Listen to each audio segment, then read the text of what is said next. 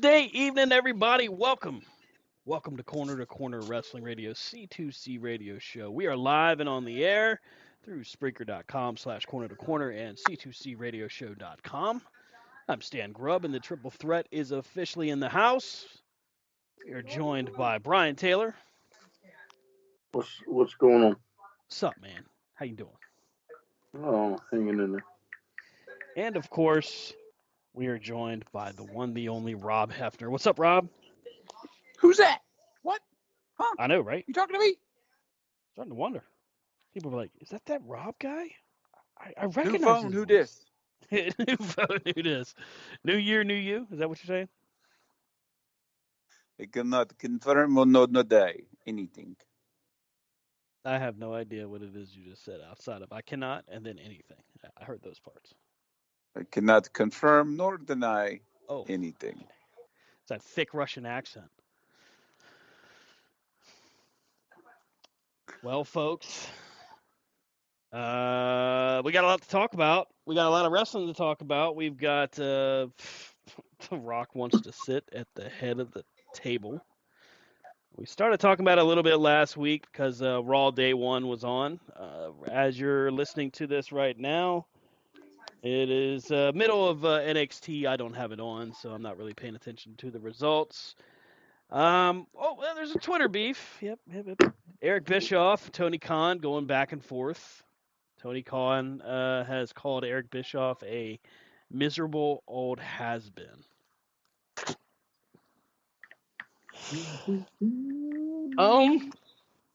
Okay, so I know there's a lot of fans out there that are going to say, take Tony's Twitter away and all that, but I have to ask, where's the lie in what he said? You know, pretty sure I've done this before, but let's just do it again. Yeah. For old time's sake. Eric Bischoff, I believe, rose to power in WCW in 1994 and then lost the company in 1999. Yep. Anybody good with math? That's 5 years.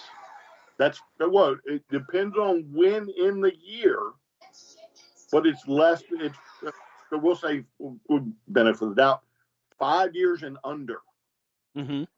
Right, depending on when these things took place month-wise. Mm-hmm. But let's round up to 5. Right. What did AEW just celebrate? 5th anniversary. 5th anniversary.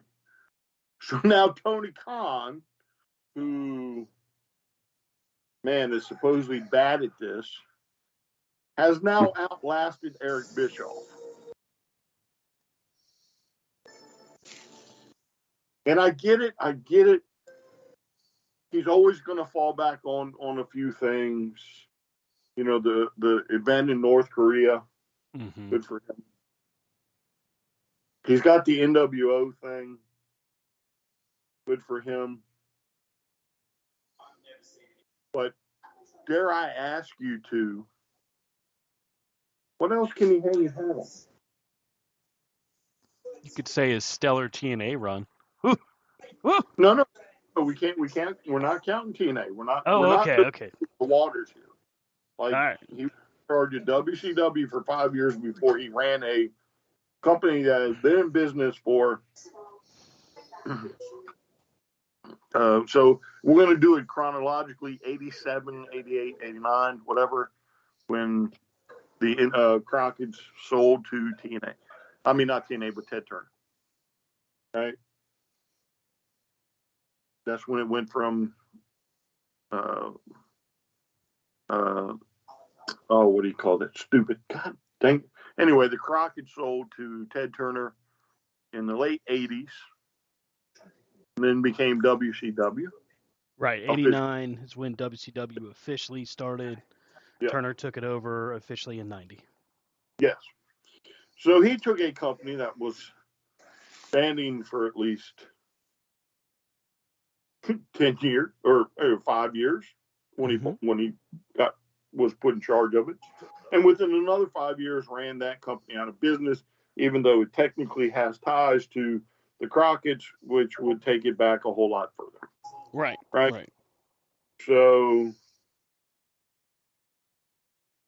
his tenure, as far as I'm concerned, his tenure is done. But again, please answer the question. Somebody else give me something else he can hang his hat on. Because I'm trying. Nothing. In my opinion, he had one good idea, and was it really his idea? No, he stole it from Japan. Well, maybe. Well, Okay. Let's okay. give him the benefit of the doubt.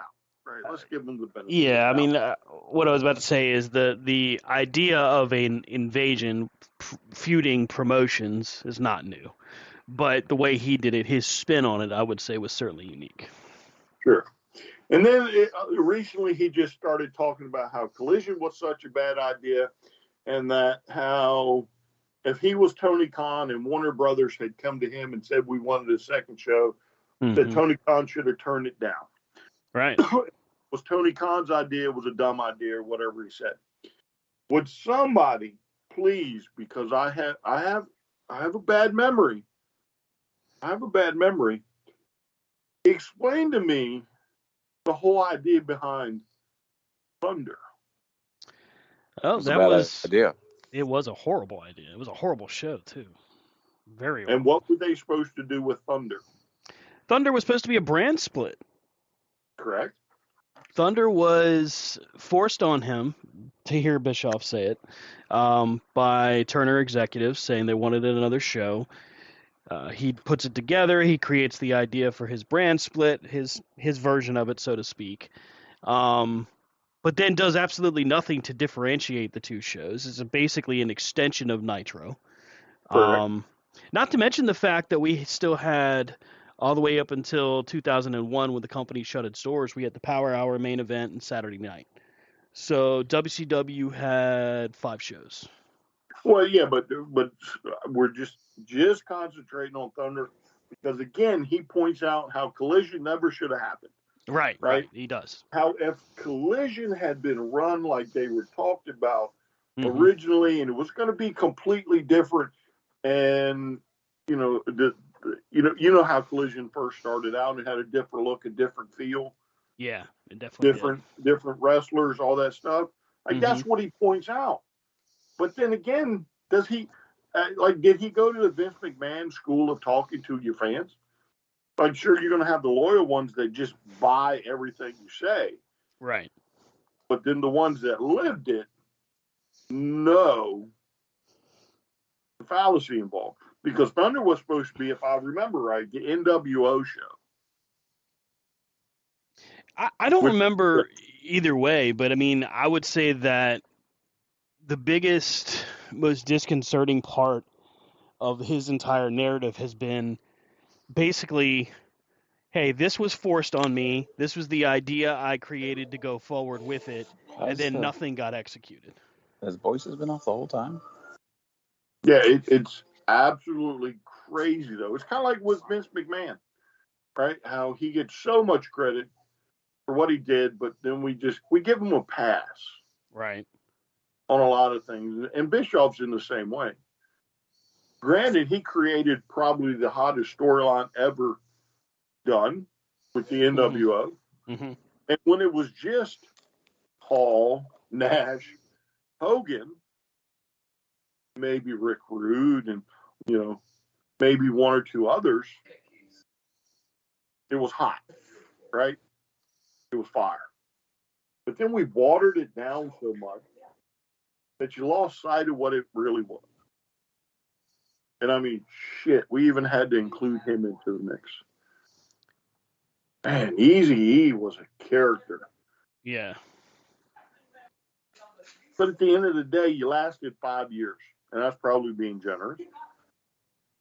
So you have no more room to talk, as far as I'm concerned. So here's where all of this Twitter beef came from. Fresh from Eric Bischoff's mouth of his 83 Weeks podcast. He's explaining why the CEO, Mercedes Moné, going to AEW would not have an impact. That's kind of where this starts. And so John Alba, his co-host, asked, "Hey, what would be that impact?" He says, "Nothing." How many times have we seen big names come from WWE to AEW and people speculating about how it's going to impact the business and what's going to happen, and nothing happens? It doesn't matter who you bring in there. I made the comment, and I'm probably going to make it again.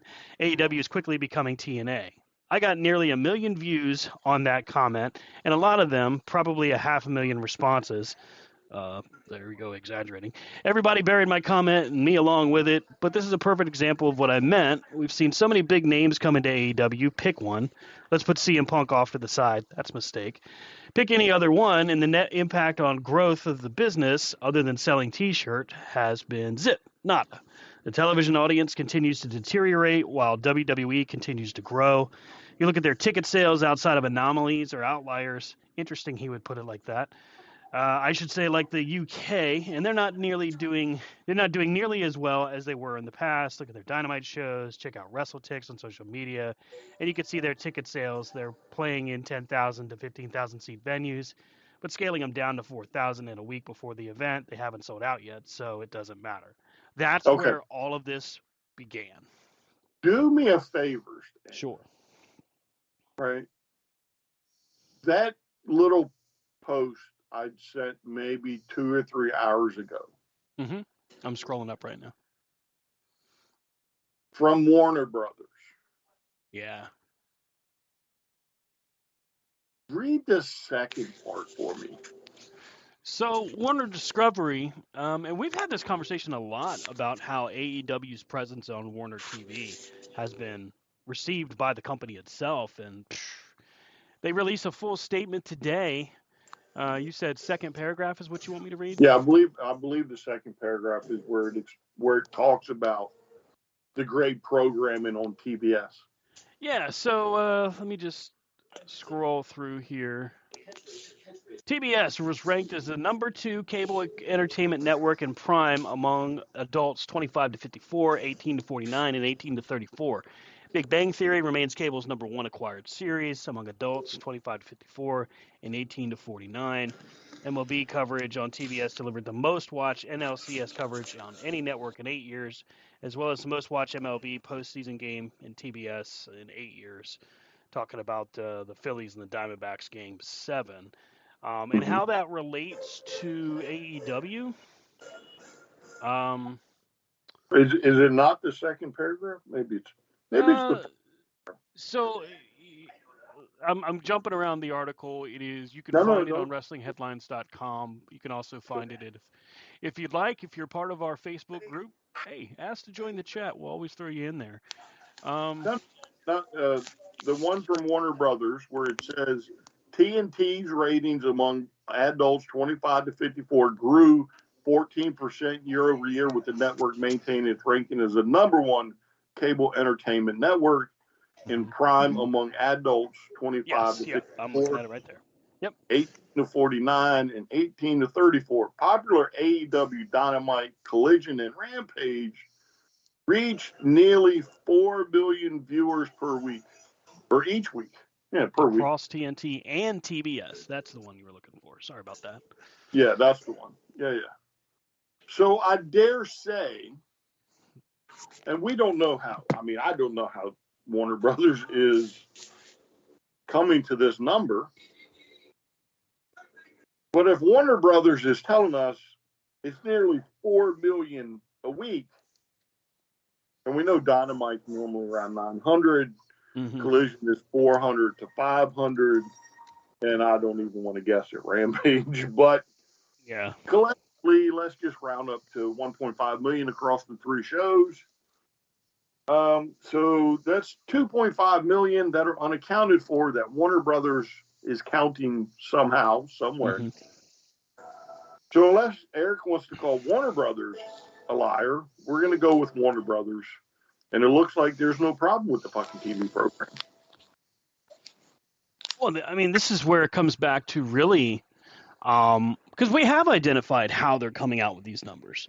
They're looking at the overall streaming, YouTube, any interaction that is garnering views for their programming, DVR included. They've got to be. There's no other way they can come out with this number. Yeah, so I mean, $4 million sounds good to me. Yeah. And it's only a matter of time before USA Network starts doing the same thing. I mean, well, then again, maybe not. There's a Maybe new not. rumor about where Raw's going to end up, and it's got me scratching my head. We'll talk about that here in a minute. But this begs the question, and either one of you can answer. How is it that we can have Cornette, who will come out here and he'll say some crazy shit, and we all identify it as crazy, and it's just Cornette doing what Cornette does, but Bischoff seems to still think from an executive position, right? Like he's still in the hunt or in the fight for the Monday Night War, even though it's been, god damn, over 30 years. He's a one-trick pony. Yeah. I mean, that's what it boils down to. Like, he is riding the fame of the Monday Night Wars. Mm-hmm. What he's trying to do is keep himself relevant by he's trying to ignite the whole.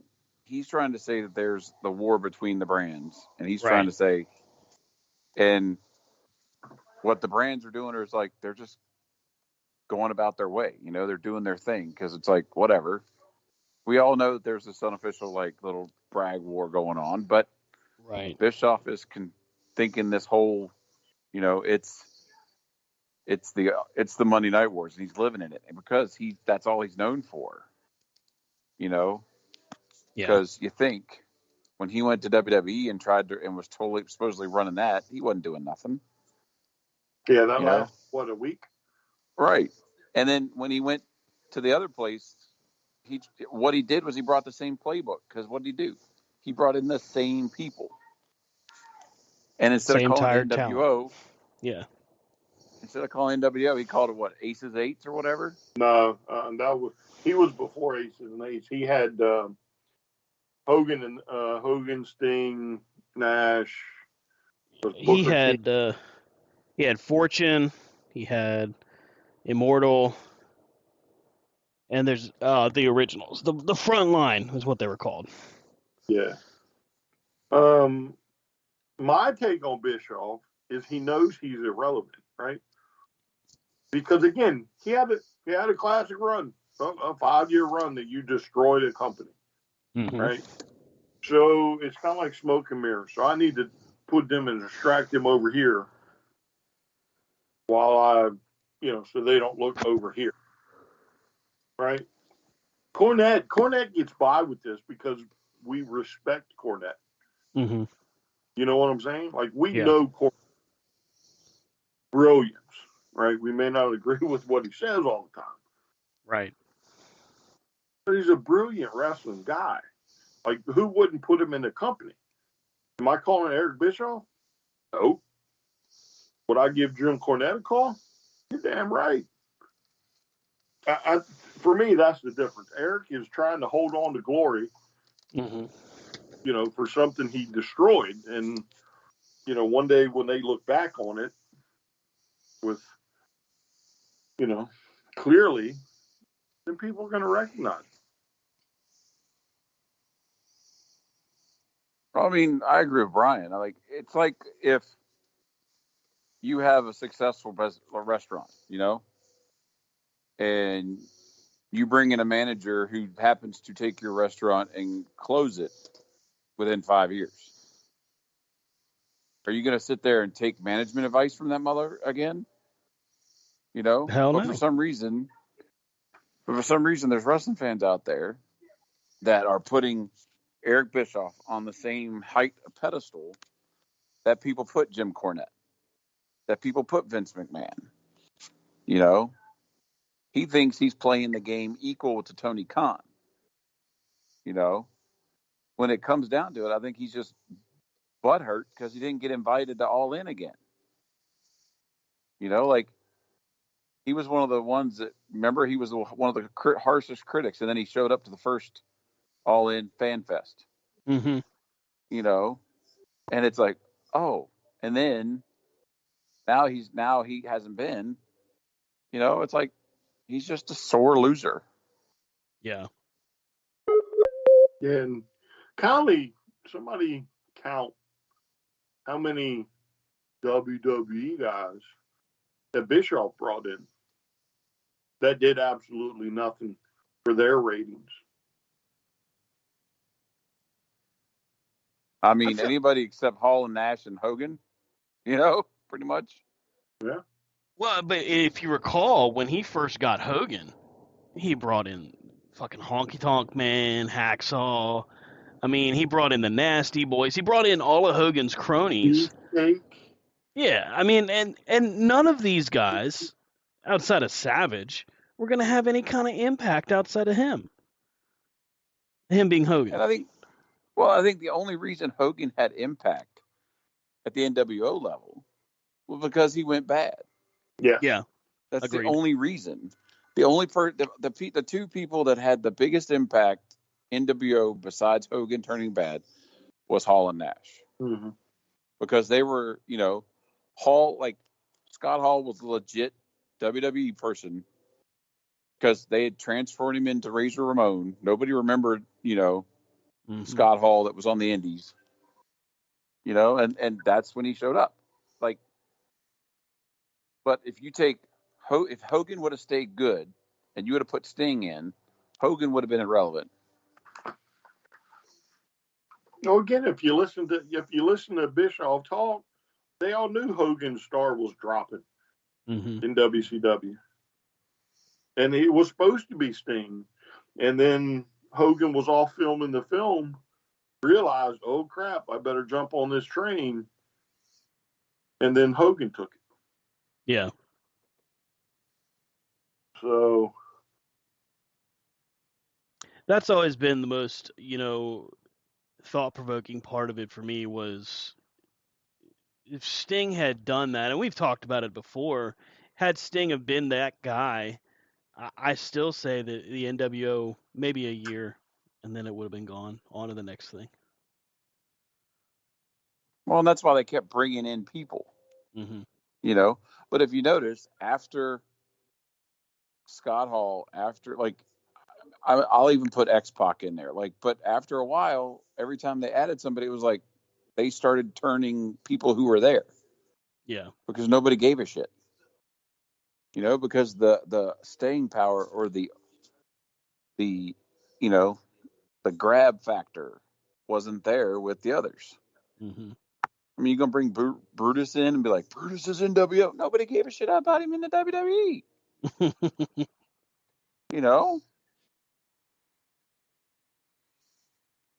I would say the only other one that kind of turned heads at one point was when they brought in Bret Hart. Yeah. Boy, did they screw that one up, though. Right. But then you put him in there with Goldberg and you screwed the perch. Mm-hmm. Greatest book in the world, man. He even screwed up Bret Hart's debut. Listen, Bret, I just need you to go out there and count to 3. It's clever. But you gotta love a guy like that, right? Irrelevant guy. He reminds me of the other guy. The other guy. That tries to stay so relevant. Just get over it, man. Just tell me about the glory days. Don't worry about what's happening on TV now.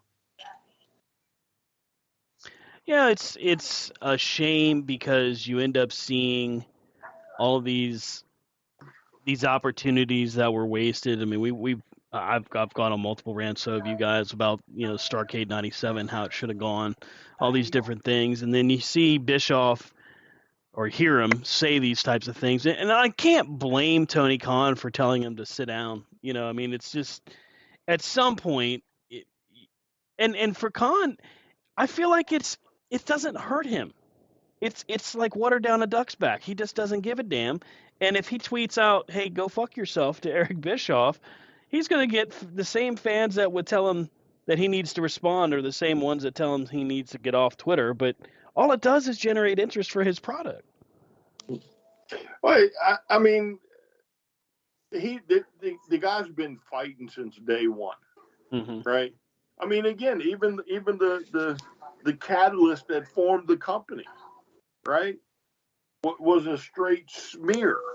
Yeah.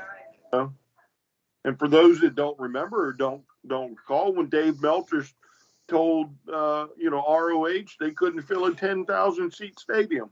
Mm-hmm. So what happens? Cody Rhodes, the Young Bucks. Okay, Dave, watch, hold my beer. You know what I'm saying? And then it rolls into AEW. Half your fandom is good and ready to go. You still have your bobbleheads that are never going to watch anything besides WWE, and that's fine, perfectly fine. Go watch it. But since day one, he's been in a fight. And at this point, if I was Tony Khan, I'd have just asked Eric Bischoff. I would even put the years, 94 to 99. What does that represent? Well, that represents your career as running a company. 99, 09 or 19 to 24. Mm-hmm. That's my 5 years running a company, and I still have a company. Like, that's a legit 5 years. I still have a company. You ran out. And Tony Khan, right? Tony Khan didn't start with anything either. Correct. No. Bischoff started with a canvas that was already painted.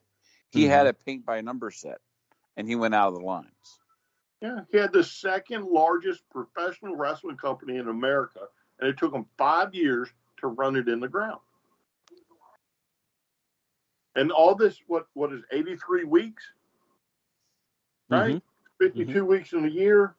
So in a year and a half, that's what he's banking on, right? The name of his podcast and all this talk about the Monday Night Wars, 83 weeks. That's a year and a half, a little over a year and a half out of 5 years. Okay, Eric, please tell me what you did right. You lost Benoit, you lost Eddie, lost Dean Malenko, Jericho, right? Who knew? Who knew Jericho would become and be considered as one of the greatest of all time? Yeah. And he let them all go at one time. Yeah. But you damn sure put that belt on David Arquette.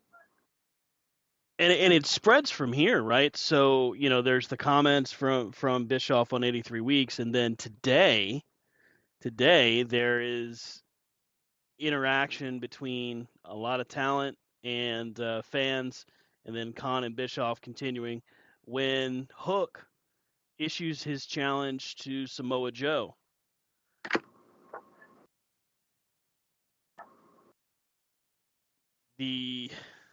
I'm scrolling as I'm looking at it because it's a little tough to follow, but basically Bischoff responds to a fan where the fan says that Abaddon was off TV for over a year, came back and got a title shot in comparison to Jinder Mahal returning this past Monday, and now getting a title shot next week against Seth Rollins. I mean, well, that was Jinder's thank you for getting punked out by The Rock. I think so as well. I think the goal was to give Jinder his moment, and he's going to get stomped just like any other time because Jinder didn't win a damn match in all of 2023. What we're expecting differently now? What we're going to get a return of the don't hinder Jinder? Come on, guys, really. Ugh. No. Right. But I mean, listen, if I was Tony Khan, I'd have no problem fighting back. Mm-hmm. Eventually, somebody in AEW needs to start doing like Wendy's, right? I would go hire the most smart-mouthed little wrestling fan I could. Mm-hmm. You are now in charge of my social media. When somebody that would be Brian Taylor. Yeah, somebody says something stupid, AEW, you feel free. Don't cuss them, but you just go on and berate the piss out of them. Mm-hmm. Because again, that's how I would lead off with Eric Bischoff. Eric Bischoff, tell me what you did in 5 years. 83 weeks is not 5 years, so your body of work, according to you, is a year and some odd months. What'd you do with the rest of the time? Tell me about the pay-per-view where Jarrett laid down for Hogan that was supposed to, be a shoot or whatever, right? But you running the company decide, hey, instead of me taking care of this, let me just grab Hogan and leave the building. Sounds like you were fantastic as a manager.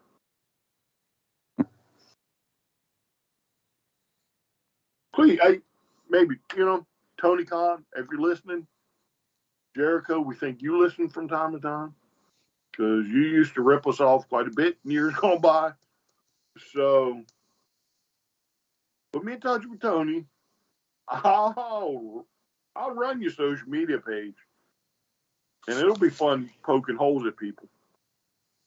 Because I would blast the piss out of fucking Eric Bischoff. Mm-hmm. I feel like Bischoff, he just likes to get the attention.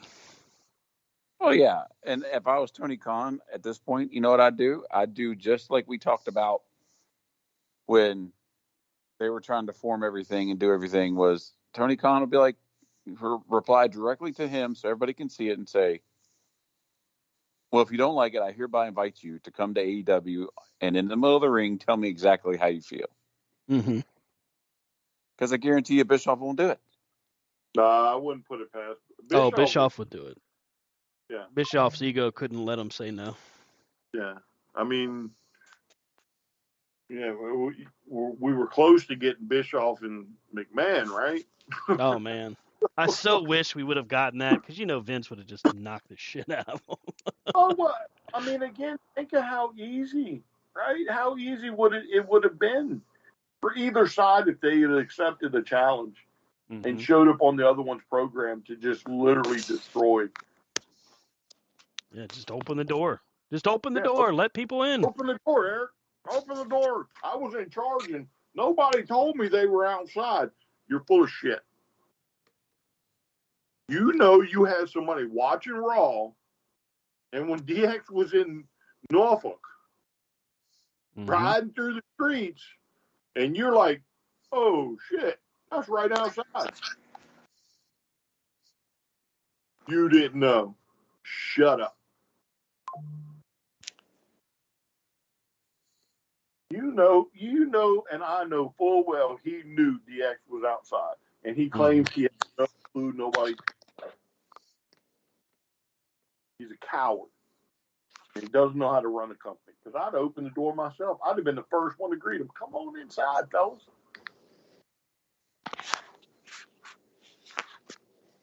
Now y'all done got me mad and on a rant. I can't even shut up right now. That's what we call good radio, buddy. We like it. It just worked. Excellent. Let's see. Aside from Bischoff putting his big ass foot in his big ass mouth, I think there's a lot more to really looking at what the statement from Warner was, and what that shows us right now is that AEW has a comfortable home with Warner Discovery. We don't know yet what the renewal deal will be, but this is the year for that. So hopefully by June, I think, is when that's supposed to be renegotiated. But as TV rights get renegotiated, WWE's TV rights for Monday Night Raw, the rumored home for Monday Night Raw, Amazon Prime. Guys, this would be a first, in my opinion, as far as a show that was broadcast for over 30 years, now into simply a streaming platform. Isn't that a huge step backwards, or am I just not understanding the technology now? It depends on how many subscribers Amazon has.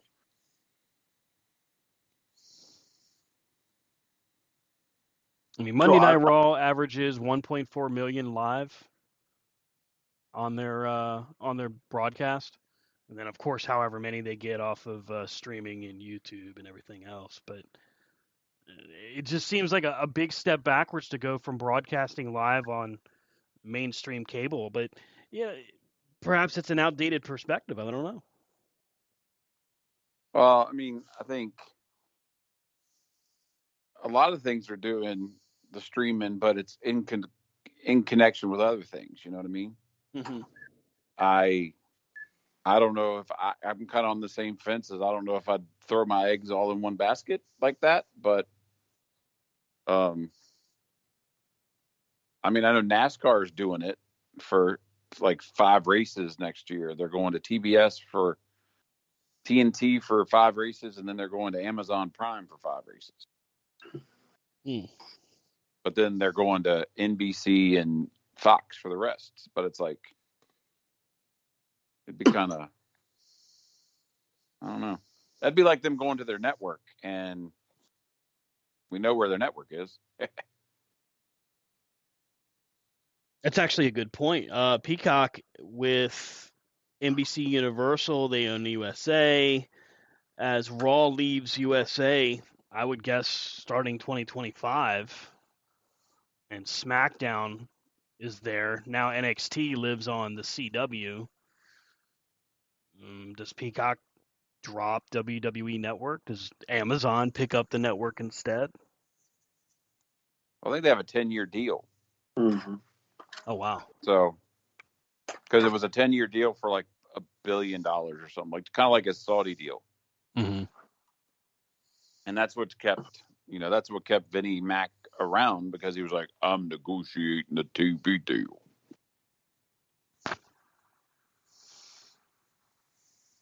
But I foresee him staying on USA. Who, Raw? Yeah. I don't think so. I think because USA's already come out and said, money-wise, that I think they only could take one, and they wanted SmackDown, which I don't blame them. That's kind of effed up when you think about it. You know? Well, that's kind of like Fox doing with 911, the TV show. They're like, yeah, we'll keep the spinoff. We're not taking the original. You know? Yeah, but I mean, I think SmackDown's a little bit better. Oh, it has been for the last year or so. You know? And I mean, Raw has just been like, we'll have an interview and then 15 commercials and then a match with 2 people we don't care about. And for 3 minutes. You know, and then we'll have 15 more minutes of commercials. And 20 minutes of interviews or skits or whatever, promos. Yeah. And back when they had Total Divas and the Bella Show, like, oh, but we're also going to we're going to advertise shows that aren't on your network. Yeah, I mean, again, it's a new way to handle stuff or to watch stuff, right? Again, and this is, I think, maybe where part of Warner Brothers gets their numbers. But I don't know what y'all pay for cable, but I pay a bit for mine, right? And of course, I have a package where I get cable and internet and crap. They even threw in the phone that we don't use. But I'm sure I'm not too far off base that some places in the country I'm probably paying $200, $300 for cable for Fios or Xfinity or any number of other things, right? So I could get basically 20 apps at $10 a piece for the price of cable, and I have more stuff to watch and more stuff I would watch than I would on cable. So I don't think it'll hurt them going to Amazon Prime, honestly, because again, if they have 50 million subscribers, that now opens Raw up to 50 million people, which you're not getting that on cable any longer, I don't think. Well, I would say more people have Amazon Prime than they do Peacock. Oh yeah. But Amazon Prime probably didn't even think to include this, right? Until again, Vince started making these billion-dollar moves. You know, I'm sure. Oh yeah, it's the WWE. But then next thing you know, Vince is making billion-dollar moves. Oh my God, that much money? What, that much money? And we didn't learn from Fox, right? Fox shelled out billions of dollars, right? Mm-hmm. Did they get that in return? No. No, Vince, he got them. And it may happen on Amazon Prime.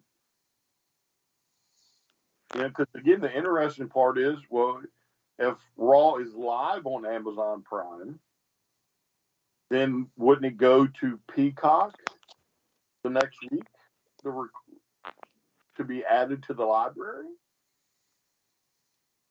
Or whenever, however far behind they are on the live shows? So is it a one and done? With Amazon? So I hope they do go to Amazon because, again, it just exposes a lot of people to the product now.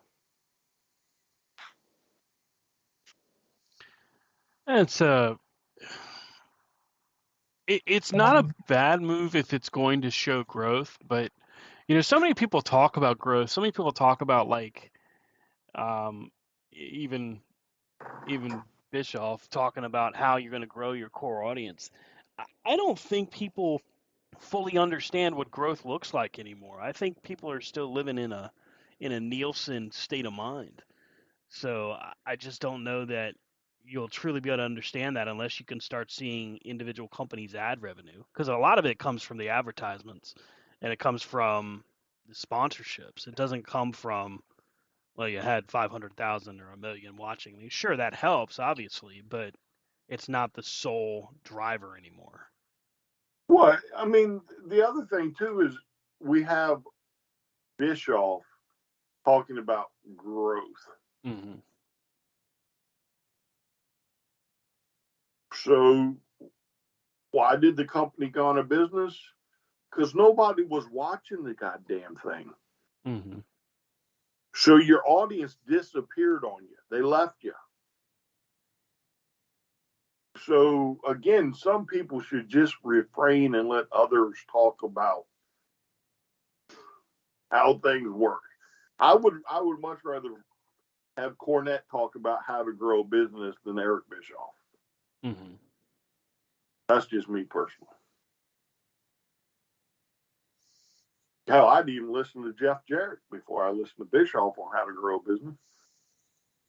Oof. And maybe he'll sell me a diamond while I'm at it. Or some gold bars, hey? Some gold bars. Or, yeah, whatever. As long as you make him champ. Moving into something that's a little bit more positive, I think. This past week, Wrestle Kingdom, New Japan, their 18th annual presentation of Wrestle Kingdom. And this one, if you're on the East Coast, started at, Brian, what time was it? 3 o'clock in the morning? It was like 3 o'clock. I didn't watch it. Well, I had to work the next day. But you got to be truly dedicated to watch it at that time of day. I should have watched it. I was up, but I did it that one year, and man, long about 5 o'clock. I think I made this was Kenny and Okada. I think might have been the first one. I mean, I was up. I was good till that match happened, and then 7 o'clock in the morning because them things run long too. Yeah, they do. It's like a 4 or 5 hour pay-per-view or used to be. And then, so by 7 o'clock in the morning, I've been up 24 hours and I'm just, I'll just rewatch it later.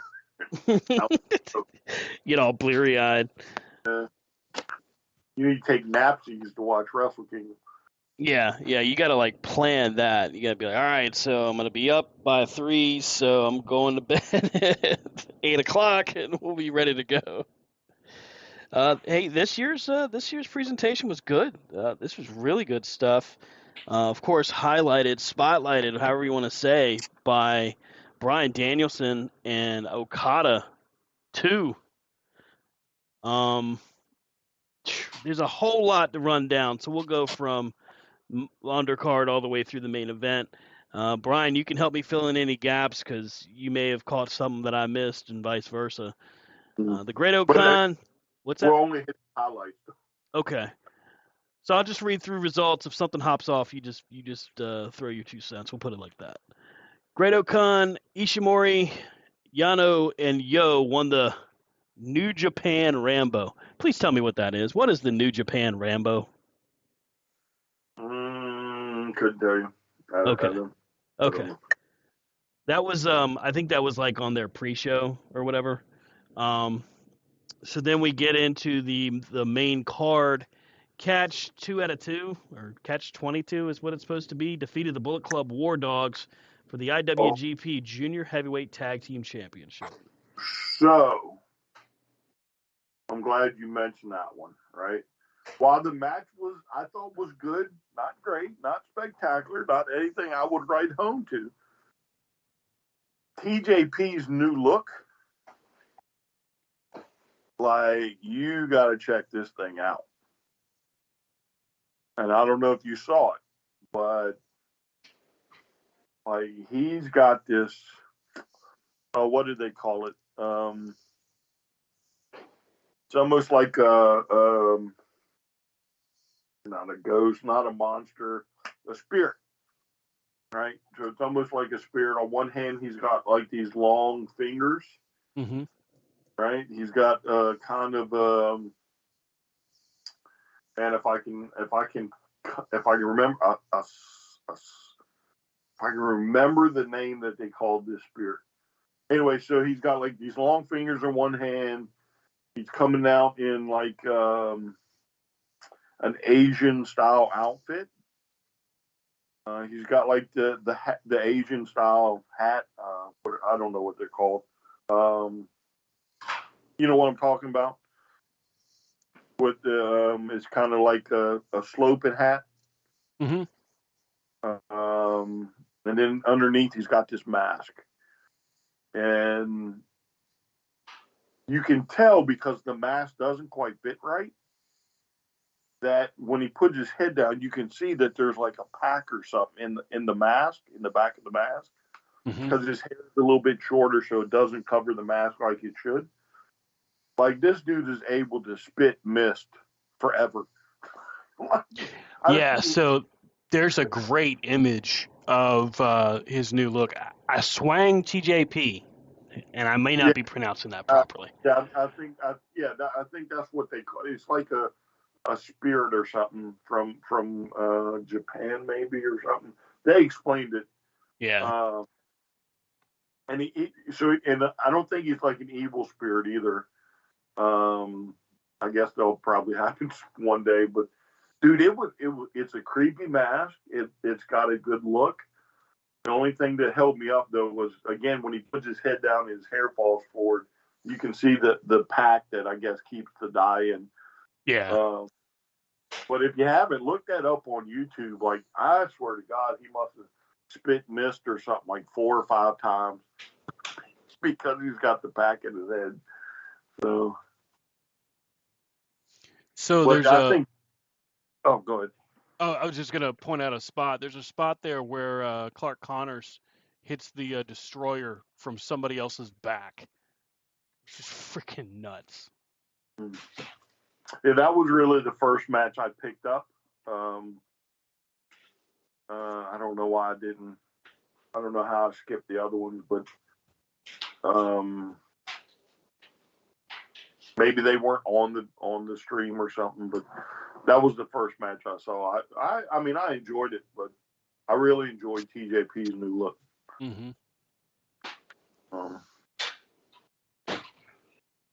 So the next matchup actually I have some questions on this one. So we find out leading up to Wrestle Kingdom that the president of New Japan is now Tanahashi. So Tanahashi is already set in a match against Zack Sabre Jr. for the New Japan World Television title. if you've just taken on the role of president, and I assume that's a off-camera as well as on-camera role, I don't know for sure. But Tanahashi beat Zack Sabre Jr. and it really seemed like the finish kind of came out of nowhere. I mean, it was a fun match to watch. Tanahashi was moving a lot better than he was when did we last see him? Forbidden Door, I believe. But I thought the match was great. I didn't have a problem with the match itself. I was just curious, like, why would you have Tanahashi win that title if he's going to be like taking on more of an executive role there? Yeah, but I mean, you gotta wait and see how it plays out. Sure. Right. So,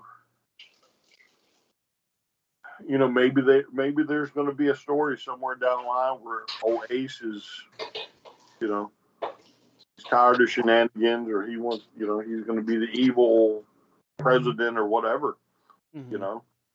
You never know. Yeah. But I think with Ace, like, I don't think anybody's going to even shake a stick at it. It's not like when, Vince Russo won the belt. Right. You know what I'm saying? This is like a guy that's, you're going to be like, oh, he won the title. That's good for him. As long as he doesn't abuse the power and defends it, then I think we're okay, because maybe they're just trying to, and they're going to keep the two identities separate too. But maybe he won't be like an all-day president, right? Which is good. Moody kept it separate when he was in charge. Yeah. But again, maybe they'll go down that route. Now, did we get Riddle? So Riddle had an intro video, but I want to say that was in New Year's Dash. Oh, was it New Year's Dash? Okay. I might have that wrong, but I think it was on Dash. Let's see here. Yuya Uemura defeated Yota Tsuji. I'll be honest, I missed that match completely. House of Torture defeated Shota Umino and Kaito Kiyomiya. House of Torture is very fun to watch. Mm-hmm. Tama Tonga defeated Shingo Takagi for the Never Openweight Championship. Now, it's interesting because Tama Tonga has been the talk of the town for years when it comes to New Japan, but no longer part of the Guerrillas of Destiny. He is on his own. And yet again, coming out of Wrestle Kingdom, Tama Tonga is now rumored for coming stateside. Mm-hmm. There's the rumor that he was going to go to WWE. That was like 3 years ago. Right now, if he was to make that move, it wouldn't be so bad. There's actually a newer rumor too. Oh, go for it. No, I mean, that's the rumor that he's. Oh, okay, it's been renewed. Yeah. I mean, it's Rumble season. No, the new rumor. There was a rumor that he's going to the WWE. It's the same old rumor, because I think now either he's wrestling without a contract or is getting close to his contract being up or something. All I can speak to when it comes to Tonga is that, I loved his work in Guerrillas of Destiny. I loved that tag team. Now it's, he's on his own. He's got potential. I mean, he's part of, is he or is he not? Yeah, he's part of the bloodline. Not like officially part of the stable, but like he's part of that family. So. Well, that's what Ming. Mm-hmm. Yeah, Haku's-san. Yeah. But yeah. Ming. So the new Guerrillas of Destiny defeated Bishamon for the IWGP Tag Team Championship and the Strong Openweight Tag Team Championship. Nothing hopped off the page about this matchup to me. I mean, it wasn't a bad match. You're not going to find bad wrestling on New Japan. If you find it to be bad, I question your your fandom there, but they deliver long form matches, and I thought this one was really good. Yeah, I mean, Hikaleo. Hikaleo? Yeah, that's it. Like that guy, and he's one 5 years down the line is going to be huge. He stays in New Japan or wherever he goes. Like, he's made a lot of strides since his. Didn't he have a couple of cameo spots or dark match spots with AEW? I think he had one or two, but Yeah. El Desperado defeated Hiromu Takahashi for the IWGP Junior Heavyweight title. This match was fun. It was so cool. yeah, I love how they do their high flying matches, man. They're just off the wall. yeah. I mean, that's their style. Now, as this match comes to a close, Twitter fires up. Twitter fires up, and we start hearing and seeing videos from Nick Nemeth. How he's a wanted man. It's interesting because they play these videos, and it comes right before he and his brother walk down and sit themselves at ringside to watch the triple threat for the Global Heavyweight Championship between David Finlay, Jon Moxley, and Will Ospreay, where Finlay gets in Nemeth's face, formerly known as Dolph Ziggler. And then, of course, in the post-show media press conference, Nemeth jumps the desk in, probably the biggest jump I've seen from him since his in a good while. Leaping over, hits like a flying clothesline, and just goddamn, it was cool. The triple threat itself was really good. I like that Mox has the Death Rider and the Paradigm Shift, and they're two separate moves. Like one is like drilling him with an actual double arm DDT, and one's more like a double underhook. Mm-hmm. So, I mean, for a triple threat match, it was fantastic. Because outside of the first 5, due to an agreement between Ospreay and Mox that they weren't, they were going to just beat up on Finlay, or whatever the agreement was. Yeah. Outside of that, like, all three of them were active in the thing. And that, you don't normally get that in a triple threat. Normally one of them's out. They take the old powder on the outside for a long period of time or something. But I mean, this one, you didn't lose track of anybody because they didn't really sit outside for long periods of time. They were breaking up counts. They were dropping people through tables and getting where they would get stuck. I think that was the first time I saw that. Where Ospreay put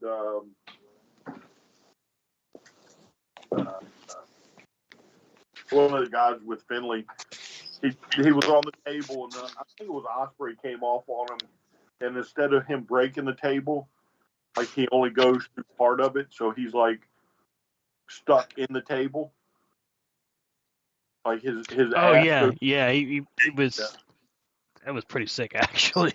I mean, it was I think it was a good triple threat match. And I normally, again, triple threats, sometimes they're bad because somebody's going to roll out for 20 minutes while the other two fight and whatever. But yeah, they get Hefner ruled. They humped. Was there any blood? Did Mox even bleed in that? Mox bled a little bit. It was less emphasized. It was just more of a hard-hitting contest, in my opinion. Yeah, but I mean, Ospreay he continues to show you why he's the man. Like, I can't wait for February to I can't wait to see him just level somebody with the hidden blade. Yeah. Although the Stormbreaker is still a badass finish too. Mm-hmm. Then we get to the. Oh, go ahead, Rob. No, I was just saying, I was going with you all. I was just looking forward to seeing him on a more regular basis. Yeah.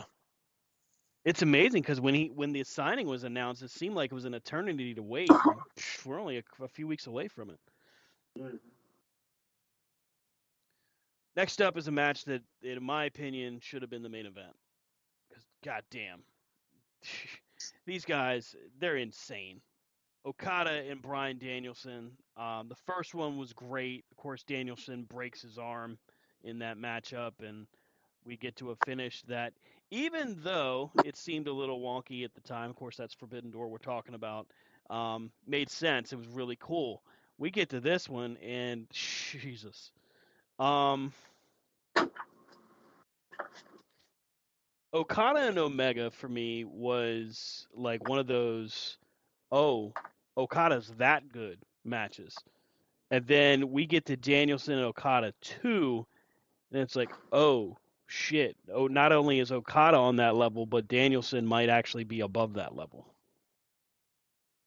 Which is insane because he continues to claim that he's, at the end of 24, doing less and less matches.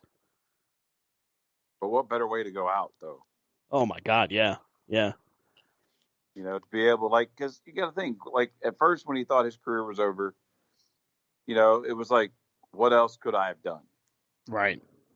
But if he's putting these matches out and he's like, you know what? I'm done. And everybody's going to be like, no, you're not. He's like, yeah, right? I'm Come good. back. Just awesome. Yeah. Yeah. Truly stellar. And I definitely say this is, as usual, Wrestle Kingdom's bringing it. Match of the year candidate already. And quite possibly could win it. And we're not even through January yet. Mm-hmm. Well, sorry. Danielson, he's in a whole new ball game right now. Mm-hmm. And right, who knew? Who knew? Because in the WWE, while we knew he was good based off their style, Mm-hmm. and the fact that nobody could pierce that glass ceiling, you got kind of a watered down Danielson. Yeah. But as soon as he goes to AEW, didn't he wrestle Kenny Omega first match? Yeah. Yeah. Half hour, and it was like, oh my God, this is amazing. And he's done it all the time. Mm-hmm. Like match after match after match, he puts on a show. And it's a shame his career is coming to an end, but I would put Okada and Danielson ranked number one match of the year already. Mm-hmm. Although I think we might have another candidate that we might get to, hopefully. Here after we talk about Wrestle Kingdom. Mm-hmm. That might push it a little bit. In my opinion. Okay. Put the teaser out there. I like it. So we go to what was declared the main event, and we're talking about Naito against Sonata for the World Championship, for the IWGP World Championship. Sonata is not a bad performer. I don't have any problem with him, but I just didn't see him competing at a level with Naito and Okada and all that. I don't know. He just doesn't do it for me. I'm just, okay. So I was kind of tuned out. Maybe it was because this did come after Okada and Danielson, and so maybe I just wasn't maybe I'm just ready to be done because it was kind of late.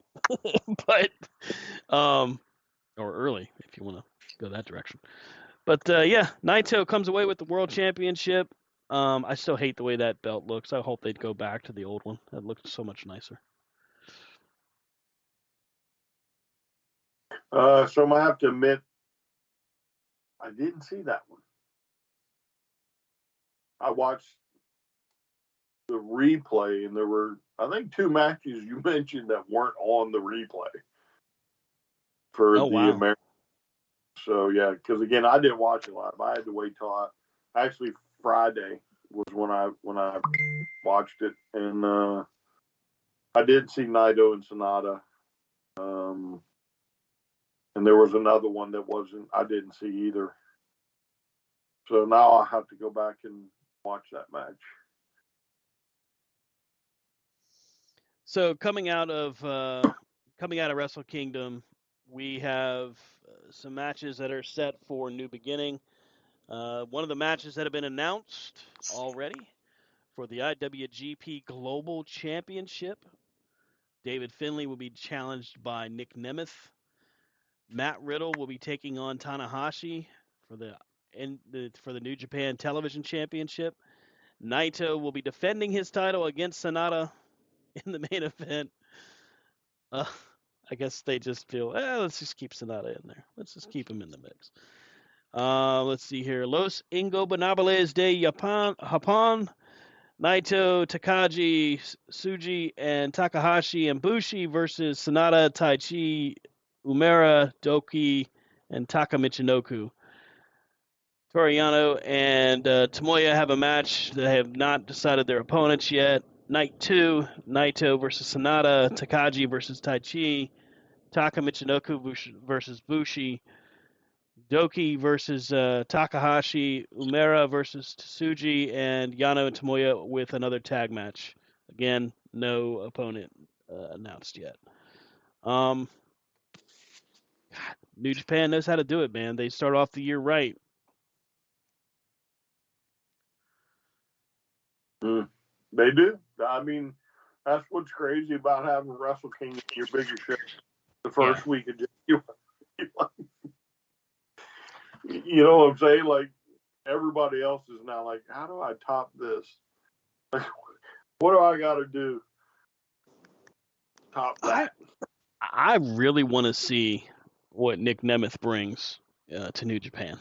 I really want to see how he performs there. Again, what it's going eventually is going to cause it's going to cause a chain reaction. Somebody along the way is going to cause a chain reaction, right? So we all know Dolph didn't get a fair shake, right? He was always popular, always over, had a few runs with the world title, didn't get his due, right? But we all knew who was, one of the best wrestlers on the roster. So now he goes to, New Japan. I bet you he's gonna ball out that first match, and everybody's gonna be like, "Well, where was this guy in the WWE?" Mm-hmm. And then some of us are gonna be smart enough to know, well, he was always there. It's just their style to, to lay it or to back down a little bit, right? And you might very well get another Bryan Danielson out of this. Oh, like done. Like I mean, he could be clicking on cylinders you never thought he had. Yeah, because he's shown that promise in the past. 6 months down the line, he's New Japan world champ or whatever, and you're like, holy cow, this is what should have happened to him a long time ago.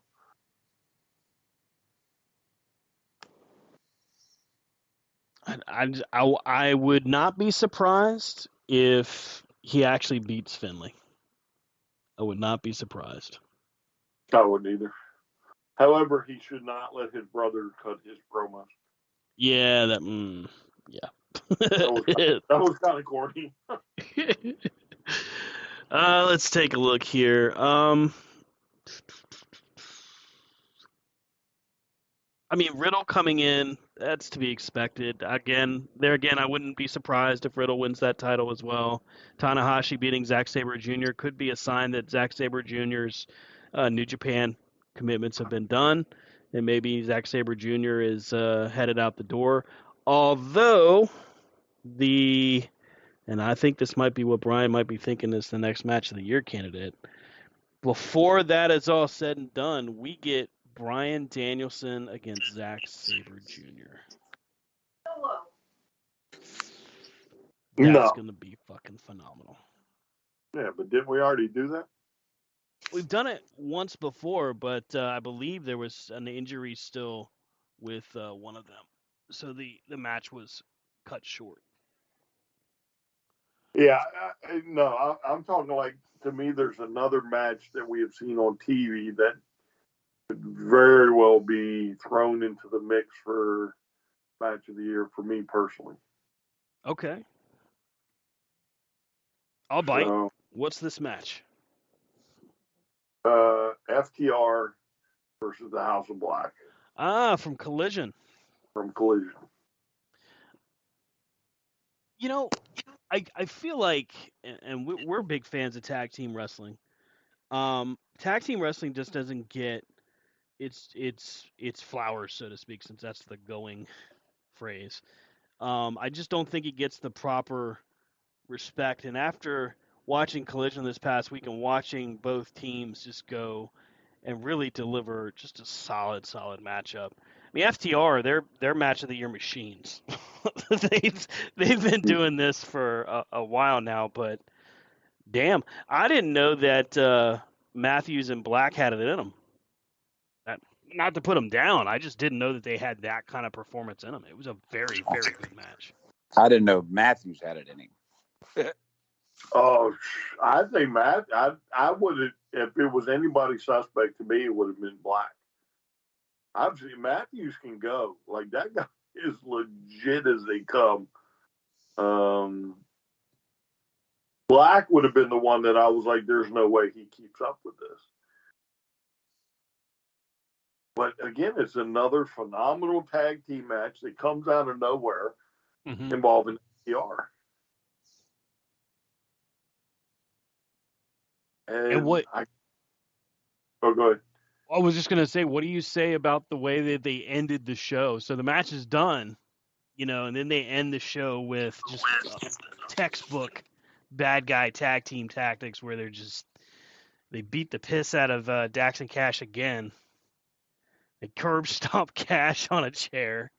they hit the it's a black mass, I believe, with the chair to Dax's face. I mean, they beat the snot out of these guys. Garcia tries to make the save. Doesn't end well for him as he gets Rikishi drivered by Brody King. I mean, dude, it was just a cool way to end the episode because it's in FDR's hometown in front of Dax's family. It was just like, man, it was so good. Mm-hmm. Well, hopefully his daughter is wise into the business. Yeah, I sure hope so. What was the one wrestler who had the kid and he like bled all over the place? There's something right in front of the kid. The kid had no clue. Man, I can't remember. I have to try to remember. But there's some story that somebody said on like one of these interviews where his kid was in the front row or something, or watching on TV, and the dad just got the piss stomped out of him, and the kid was so traumatized because the dad didn't smarten the kid up a little bit or whatever, or some craziness like that. I'll just see if I can remember that. So, but I mean, FTR. Eventually, you got to look at him for the conversation and greatest of all time. Yeah, I don't know that I could argue with that. Not that I'd want to, but argument can be made for it. Titles, but just the way they perform in the ring. And the consistency of it. Yeah. And not that stupid WWE crap where they're in the shower shaving each other's backs.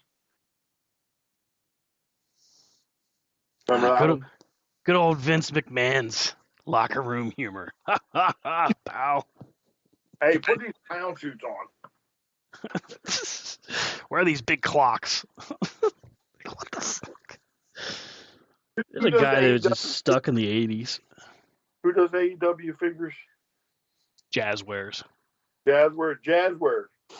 Let's get a 2-pack of FTR in the clown outfits. Oh, shit. Oh, my God. No, we don't need any more peg warmers. We've already got a peg warmer page out there. Listen, you could make them limited editions and they would sell out. Now, that's true. That's true. Only if you get FTR to sign them. And I bet you they do it. You could even do a 4-pack, 2 of the clowns and 2 of their current looks. So while we're on the topic of Collision, I wanted to ask your thoughts on this one. Claudio Castagnoli has a match against Andrew Everett. Andrew Everett, formerly of TNA fame, it was Andrew Everett, Trevor Lee, and Shane Helms. Everett comes out, goes for a drop kick, gets body slammed to hell, and then Claudio proceeds to beat the shit out of him for the next 6 minutes. Like, this is a Claudio that I've never seen. I've never seen Claudio Castagnoli just beat the shit out of somebody like that. He owed him money. Right? Like, it was brutal. And Everett's not a small guy. He's not a small dude. He's like 6'1", 6'2", and just nope. He got the shit kicked out of him. He goes for a shooting star press, which why do that? Just first off, it looked bad. It looked like he hurt himself. And then Castagnoli just nails him with a short lariat, like what they call it, the King Kong lariat. Just God. I mean, okay. Andrew Everett just apparently got dealt with extreme prejudice. Yeah, but I mean, if you think about it, right? If you look at the BCC, Mm-hmm. right? So, I mean, they're all kind of tough guys. Definitely. Danielson is more of a finesse tough guy. Mm-hmm. Yuta is more of I'm just a little jackass tough guy. I'm with these 3 guys, so I'm going to be the tough guy. Right. Mox comes across as he could possibly be, the legit badass of the group. Mm-hmm. But then there's Claudio, who, has the package and the mentality to be the legit tough guy. And maybe it's the start that they're gonna push them down that road or something, and just have them beat the piss out of everybody. Because again, it would be believable. It was believable. He beat the shit out of him. I was just waiting for the guy to just start crying because I mean, god damn, that European uppercut that he hits on him, and he hit him straight square in the chin. I'm just, holy goddamn, man, let him breathe. Maybe that was the point. Maybe they weren't supposed to. But again, though, to me, though, he's the guy that oh, okay, well, I would try Yuta. Yeah. I would try Danielson. I would try Mox if I was drunk. But, oh, really? Oh, yeah, why not? I'm drunk, right? We're going to fist fight. Right. You know what I'm saying? And because he wants to fight and I want to fight, we're just going to fight. You know what I'm saying? But to me, with Claudio, I think Claudio's got that little mean streak in him. Mm-hmm. That Claudio try and take your head off. Oh, Claudio is not to be fucked with.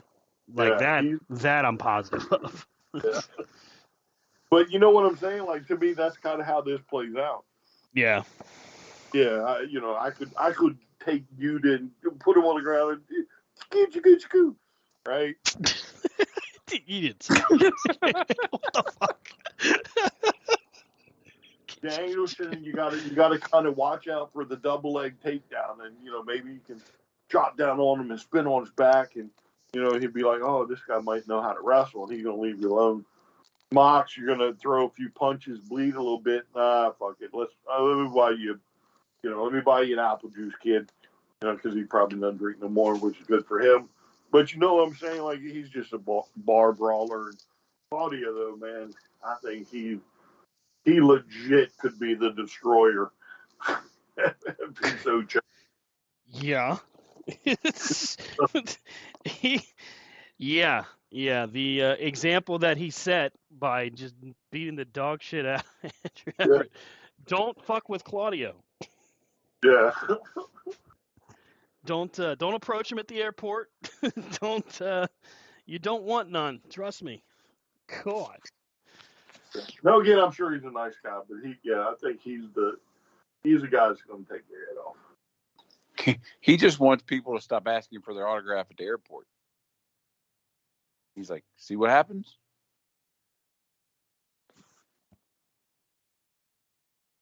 We got a proving ground match with the Kingdom against Brian Keith and Commander. This is a good way of setting a tone for what they expect out of the Undisputed Kingdom. What do you guys think of that name, by the way, of their group, Undisputed Kingdom? Makes sense. Makes sense. I mean, you got the Kingdom, Mm-hmm. and then you got part of the Undisputed Era. Yeah. Oh.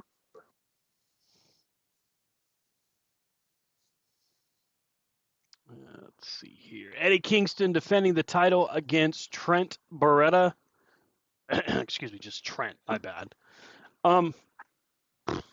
For a second, there was a moment there where I actually thought that Trent was coming away with the Triple Crown. Would have been way early for that, but it was a really good match. I really enjoyed it. Yeah, I think Trent, though, I think it's time he got a run with something. Yeah.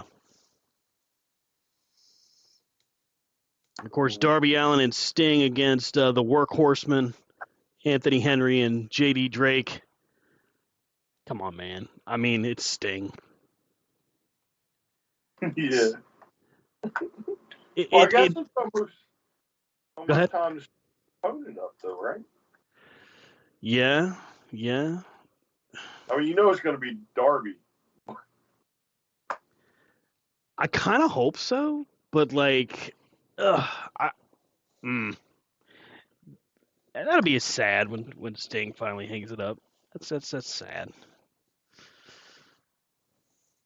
It's a sad day. Oh, suck it up, Buttercup. You can't make me. There's no crying in wrestling. Wait a minute. Kurt Angle cried. Did he? Yes, he did. He cried.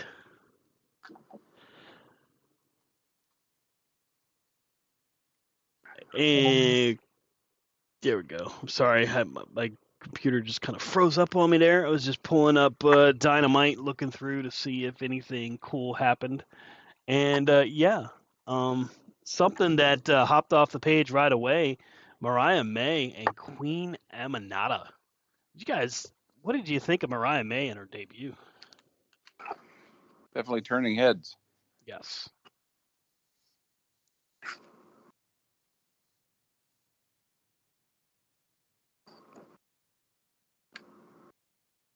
I guess Brian agrees. All right. Well, that was it. Have a great night, everybody. I really thought this was hard hitting. I was really impressed by both of them. Actually, Aminata was a game opponent. This was a good matchup, good way to introduce it, to give us a real good look at what Mariah May is capable of. But the coolest part comes after the fact, where we get introduced to the latest signing for AEW, and that is The virtuosa Deonna Purrazzo makes her debut, comes out, hits a huge, huge big boot on Mariah May, who started that whole fracas with smacking her with an elbow. Excuse me, slapping her in the face. And then, yeah. It wasn't business. It was personal. Yeah. But hey, what a pickup by AEW. Deonna Purrazzo, dropped the ball in WWE. They could have had her, could have made something of her. Nope. She goes to TNA, makes a huge name for herself, and now she's in AEW. The women's division just keeps getting deeper. I think it's a bigger loss for TNA. You know what I mean? I agree. They just keep bleeding talent. Well, the rumor is now that Trinity's on her way back to WWE as well. But then again, I think what's her name? Emma. Who? Emma Tenille Dashwood might be on the way back. So yeah. Yeah. I mean, hey, WWE, you might want to smarten up, because I heard y'all were in the running for Oz also, and would imagine the way you treated her in NXT might have played a part in this. She was kind of a victim of that whole switchover between Black and Gold and the Rainbow Room from NXT. Yeah, because she didn't win a match at all, if I remember right. And then she goes to TNA, and right off the rip, she is put in a title chase, wins the title. She's putting on great matches, and I don't know how you let something like that go.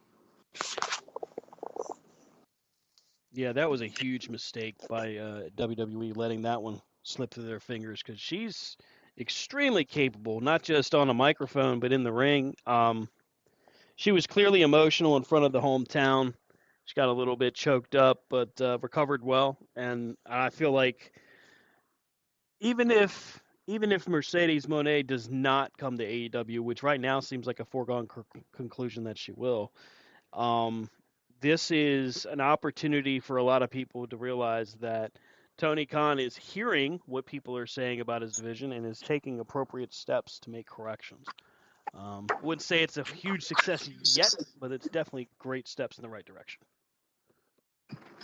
Yeah, and for you little knuckleheads out there that keep posting Monet to WWE because she pulled out her wigs and was showing them off, pump the brakes, please. Stop looking like idiots. I get it. We're all excited. Let's see where she lands. Right. Oh my God, Sasha posted her blue wig from when she was in the Royal Rumble in 2019. She's coming back. Yeah. Maybe she was just cleaning out a cabinet to get rid of bad memories. Yeah. I gotta throw this wig out. It stinks. Oh, let me take a picture first. Or maybe she was just giving her husband remember this blue? This is what my next suit want to be. This blue. Yeah, or maybe she's just trolling the piss out of all of you. Mm-hmm. How many times has wrestlers did that where they're like, especially around WrestleMania, ooh, look. And they post a picture of the airport and a sign that's like of the city that WrestleMania's in, and they're like, oh my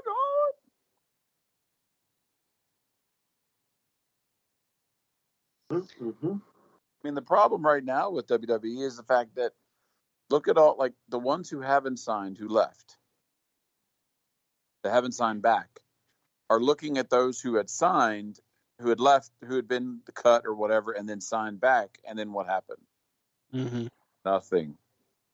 Look at the ones in there like, so what is the pull? What's the pull to get her over there? All right, so speaking of the WWE, here's a question. Brock wants to be head of the table. Mm-hmm. let's say the match, let's say, hypothetical, right? Hypothetical, what if, whatever you want to call it, the match is signed for The Rock versus Roman Reigns at WrestleMania Night 2 main event. Mm-hmm. How do we get the belt on Cody?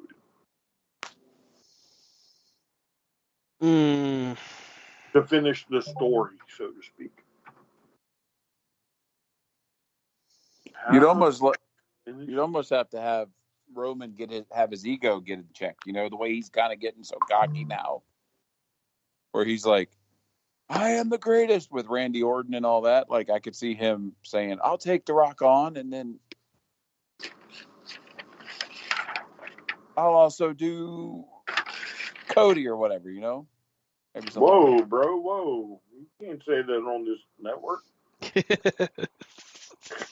I mean, if he wants to do Cody, that's his own business. I mean, we're not judging. I didn't say we're judging. This is a. I mean, it's an interesting point. I mean, Rob talking about the ego that he seems to be building. Sorry, cat jumping on me. I would say that actually would make good sense. I could see him, beating The Rock and then losing to Cody, doing it the same night, trying to play it off like he's all that and then some. I could take them all. It doesn't matter. So you're saying Roman pulls double duty?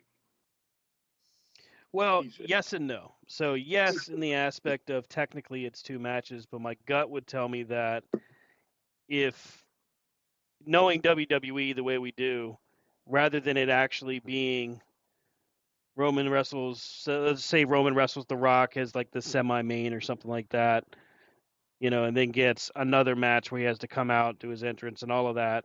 I'm thinking what they could do in true WWE fashion would be, have him get on the microphone right after beating Rock and then making that statement, and that's where Cody comes out for his title shot. I actually am considering like the idea of what if they actually lean into turning Cody heel and having him get the Money in the Bank briefcase away from Priest, and then having him go heel and cash in on Roman, because Roman is getting, well, I don't know about now. I didn't watch SmackDown, so I can't really speak to it real clearly, but it seems like Roman gets a lot more cheers. And I feel like they're just going to just turn Cody because they don't know what else to do.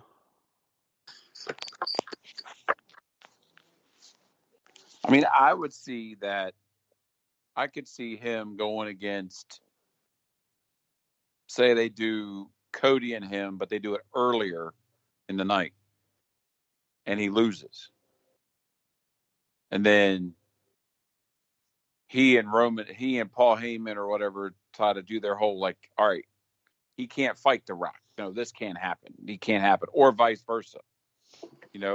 They do The Rock and him open the show. I mean, you can't really do that because it's The Rock, and then he just plays that. Well, that was lucky. He was. I can't fight tonight. I can't fight anymore. And then Triple H and them say, no, it's signed. You're going, and then he loses.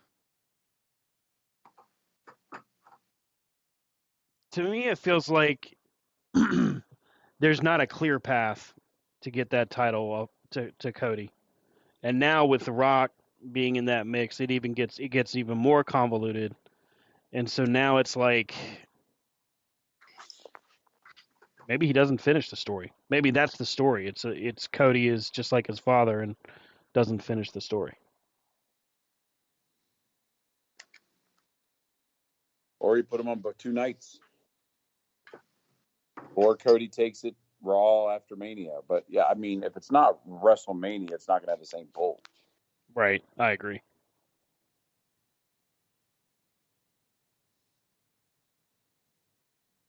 All right, so now let's dive into the story then.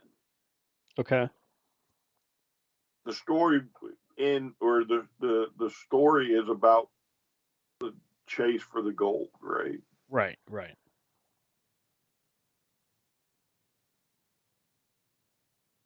The title his father never won. The title his father never won. Yeah, because it a plumber never won that. But we just don't know if we can pull it off at WrestleMania right now. Because honestly, I think Rock and Roman is a bigger match than Cody and Roman. From a money perspective, absolutely. Yeah. I mean that's your money mark. That's your marquee right there. That's your poster. Yeah.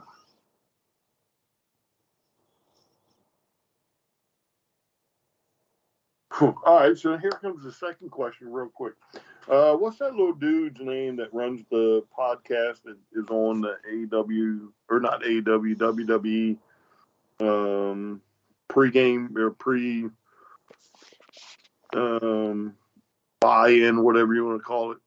So you're talking about Sam Roberts? No. Rosenberg? Rosenberg. So I don't know if y'all caught this, and again, I'm just kind of paraphrasing here. Mm-hmm. But he said something on one of his shows, how that the fans in the WWE were more invested in Cody Rhodes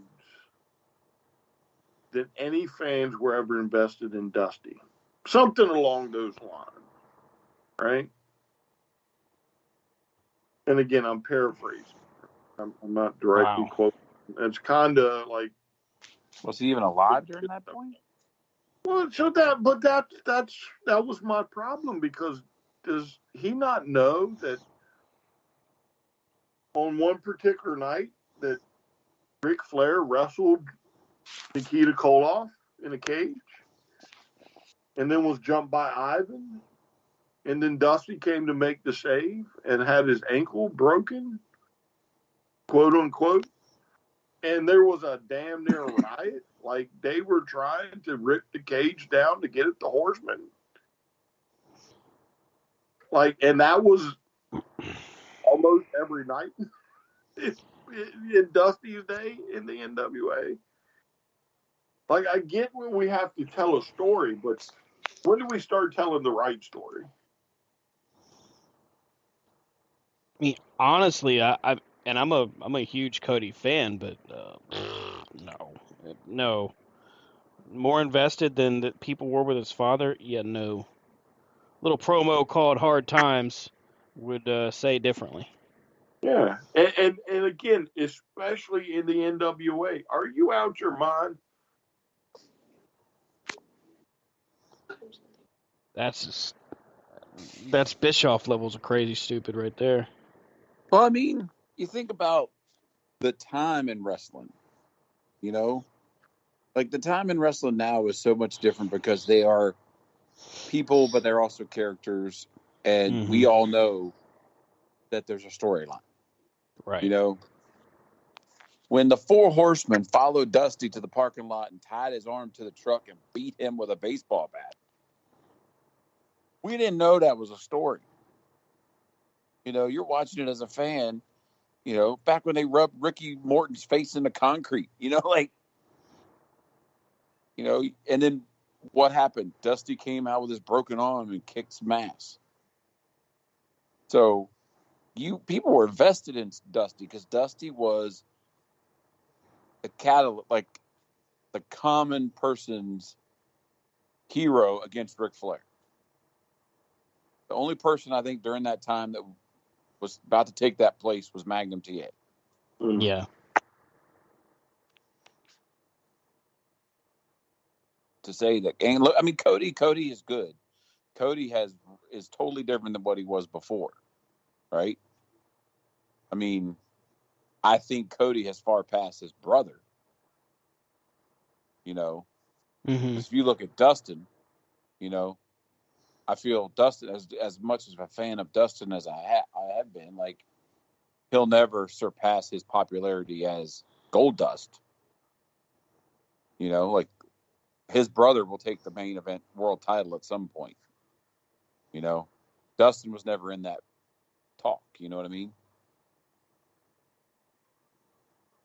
I mean, there's not a question as to, at least I don't think there is. Cody is their guy. He's on all the posters. He does all the press work. He does all the things that, what the fuck, Cena did. I also feel like they kind of look at him like they looked at his father, and they're like, yeah, he doesn't need a title. Man, which is a huge mistake. But well, I think they're also trying to prove the people wrong. You know what I mean? Yeah. Like, when they brought out the world heavyweight title, and the immediate backlash was, that's the Cody consolation prize. Yeah. You know, then they were like, okay, we can't give it to Cody right now. You know, like, we can't, you know, I mean, like, that phrase of is more popular than that. I'd be like saying David Flair is more popular than Ric Flair. Oh, wow. You know what I mean? Like, come on now.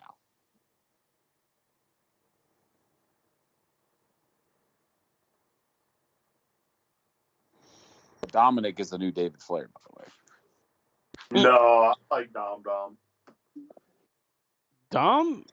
Dom has improved.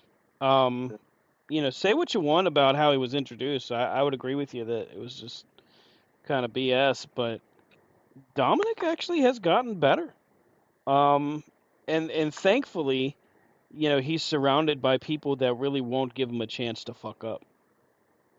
He's got the right people around him. He's got a guy like Finn Balor who's going to guide him in the right direction. You have people there that are giving him proper advice. He's not getting too big for his britches, at least not yet. But I mean, I'm interested to see what.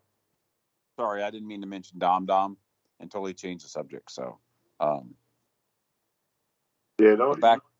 Back on Cody, like, I'm interested to see what happens. I mean, I'm truly intrigued. Like Brian's question, how are they going to do it? If they're going to do it, can they do it?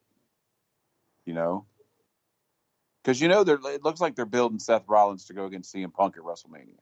Right. So that's that title out of the picture. Mm-hmm. So, unless they do like a weird, like they like to do, where they'd have Randy Orton and blah blah blah or something. I don't know. Is there money in the bank? I know Priest still holds it, but do they still have the match anymore? The Money in the Bank match is its own pay-per-view now. So after Mania. Yeah, it's So June. After Mania? Yeah. Guess we can't get them there with that. Well, I mean, you could have, and you'd end up reopening the feud between Cody and the Judgment Day, but you could have him beat Priest for the contract, and then have him cash in. And does that kill whatever heat you push for Damian Priest? It does, because I mean that's the reason people are watching Priest. Priest is not a stab at him, but he has not really grown since winning that briefcase. His role hasn't necessarily gotten better. He's the same guy we watched when he was in NXT. The same guy that could have had potential as Punishment Martinez and just kind of fizzled, and then he gets signed by WWE and they didn't do anything with him, so here he is still in the same role. He'll probably be in that same role 3 years from now, or he'll be in a different company. Yeah, but see, I tend to think that Balor will get the briefcase from him and be the one to cash it in. I honestly thought that somehow when they were doing the cash in, remember at Survivor Series, I thought they were going to try to give the briefcase to Balor. Like he was going to try to force that situation. All right, so how's this then? Cody beats Roman at WrestleMania Night 2, and they cash in on Cody, and he's the world champ for like a minute. Well, I mean, technically he finishes his one story and starts a brand new one right away. That's like Edge winning and then losing. Oh, that had to be the fastest cash-in I've ever seen in my life.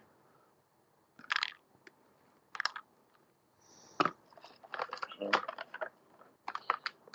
yeah, but think about it. If they got the briefcase, they got to cash it in probably at WrestleMania. So let's WrestleMania. If Cody wins, why not? You're not going to do it on Punk, right? You're not cashing it in on Punk. So it's got to be whoever beats Roman, which is either The Rock. You're not going to do it on The Rock. Well, I guess you could, but it's if Cody gets the title and wins, and you're going to cash in on Cody. Well, and the thing is, like, the role that Cody could be playing, to do that cash in, that's the role that Drew McIntyre's doing right now. Cody came back and had the fans all on his side, and now, it's CM Punk's back, and everybody's happy, and, even though Cody is their good guy right now, Punk, of course, is, the flavor of the minute or whatever. So I could see them trying to turn him, but it would still have to happen after Mania. And it does kind of leave him out in the lurch because, like, the question of how you get the title from one to the other is a lot more complicated now. Mm-hmm. CM Punk wins at Mania and Cody cashes against CM Punk on Monday. That could be cool. Like, take it, bitch. So, what if it comes out that The Rock coming back and getting a match at WrestleMania with Roman was simply to ensure that Roman kept the title at WrestleMania? And they do like a one-finger pushover. Oh, my God. And then Aldis comes out and says, hey, okay, you want to be funny? I'm going to make a new match. And Roman has to defend it against Cody. Now, that could work.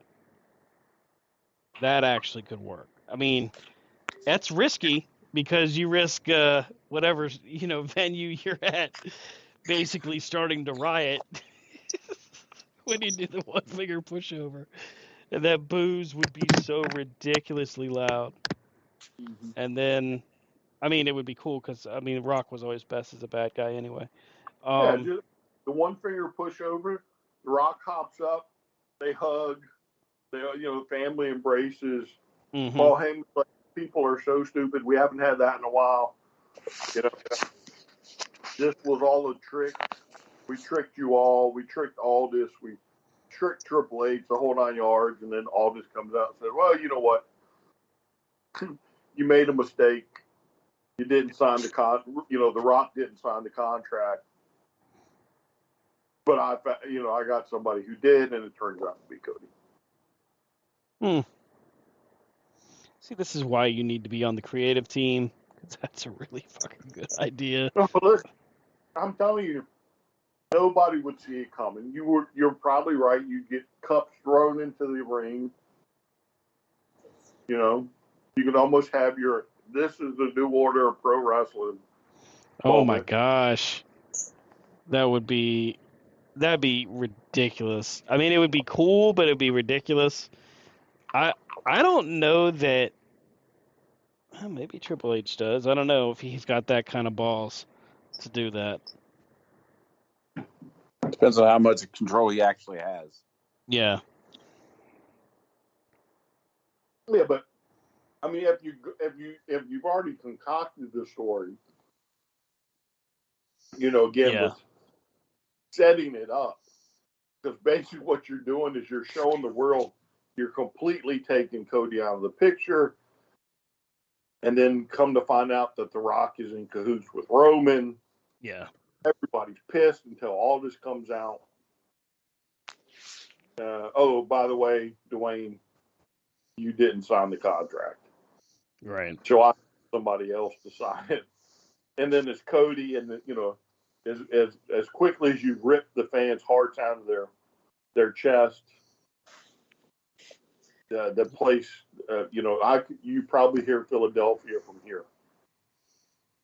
You'll be like, did somebody drop a nuclear bomb? No, it's just Cody. Cody showed up.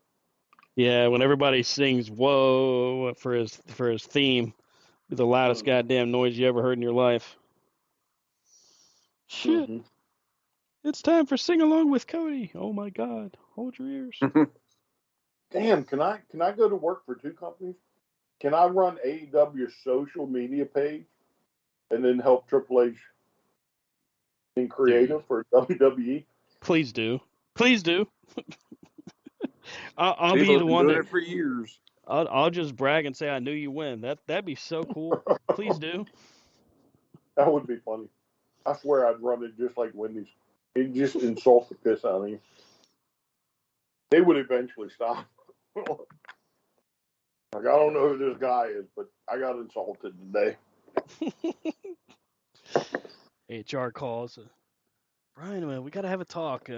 Something you decided to put out there on social media really, really hurt someone's feelings. And we're going to need to either have you apologize or resign. I apologize. You snitches. Little bitch. Brian's like, I don't apologize for shit. He'd be like, I'm sorry. I'm sorry you're a punk bitch. Yeah. I'm sorry your mama didn't love you. Yeah. Like some days just wake up and be like, you know what? AEW social media page just feels like picking an argument this morning. He woke up and chose violence. So Birdie, let's start with you today. Just like rip them apart. So before we close out here, I did want to ask you guys, what did you think about Takeshita and Darby Allin?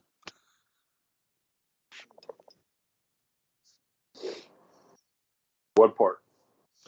How about 12 minutes of Takeshita beating the shit out of Darby Allin? Just doing a rolling German suplex on the entranceway. Like, what the hell? But, I mean, that's what you're building them for, right? Yeah. Because Darby doesn't need it. Takeshita probably benefits him more by just ripping poor Darby apart. Darby goes for that suicide dive, lands on the back of his neck. I'm telling you, before Darby hits the age of 30, he's going to be in a wheelchair. Probably. It's ridiculous. Hits a code red, but Takeshita holds on to him and then hits him with an overhook tombstone. How the hell that was pulled off, I'll never know, but he did it. Yeah, I mean, they did. I think they're building Takeshita right with Don Callis. Yeah. So, poor Darby. Wait till Stingley's going to get the piss beat out of him each week. Yeah. Every single fucking week. But I'd go right after and be like, huh, you ain't got your little buddy now, do you? Your daddy's not here no more. Yeah. Say hello to the Hobbs. I can see Brian now. Pick some wrestler. Do y'all remember so-and-so? Me either. Christian. Did y'all see Luke Cage's match on Rampage? Neither did we. Christian comes out and addresses the public after his victory at World's End. Thanks everybody except Luchasaurus, except Killswitch. That was my reaction. I was mad. I started throwing things. Yeah, sorry. Brian's like, holy shit. Fucking Christian. No. I did notice that what's her name? Mama Wayne. When she was like, how dare you? She was on point with that. I was like, damn, Woman knows what she's doing. She Yeah, really I got mean, the crowd riled up. yeah, it's starting to grow as a character. However, I hope it doesn't last too long. I mean, I like the family or whatever you want to call it, but Yeah. I could probably do without Mama Wayne. How dare you? That's like a Vince McMahon level. Let's see here. Looking up Dynamite for this week. They're back at Daly's Place. Should be a good one. Say that again. Isn't this like an anniversary show or something? Or Yeah, this is their official 5th anniversary show, I believe.